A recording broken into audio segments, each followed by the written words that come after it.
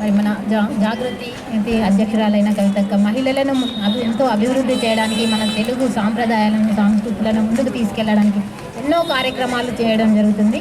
మరి అందులో భాగంగా ఇప్పుడు ఈరోజు పండుగ సందర్భంగా ముగ్గుల పోటీ అంటే మన పండుగకి నేను ప్రతిసారి చెప్తున్నాను, మన తెలుగు పండుగలకి చాలా ఆలోచిస్తే చాలా మీనింగ్ ఉంటుంది.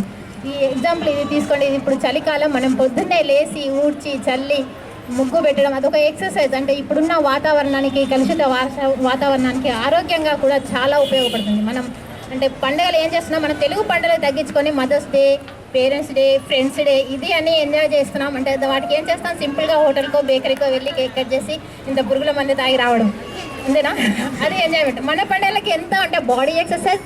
ఎగ్జాంపుల్గా చూడండి, ఇప్పుడు చకినాలు, నువ్వులు తినాలి, బెల్లం తినాలి, బాడీకి హీట్. ఇంత అంటే ప్రతి పండుగకి ఒక మీనింగ్ అనేది ఉంటుంది. కానీ మన తెలుగు సంస్కృతులను సాంప్రదాయాలను తగ్గించుకొని విదేశీ సంస్కృతాలను అలవాటు చేసుకుంటాం. అలా కాకుండా మరి ఇప్పుడు దీనికి తగ్గట్టుగా మన కవితక్క గారు అన్ని మన పండుగలు, సంస్కృతులు, సాంప్రదాయాలు ముందుకు తీసుకెళ్లే విధంగా మనల్ని ప్రోత్సహిస్తుంది. కాబట్టి ప్రతి ఒక్కటి అంటే ఈ ముగ్గుల పోటీయే కాకుండా ముగ్గుల పోటీ కూడా స్టేట్ వైజ్గా లెవెల్లో కూడా పెడుతున్నారు.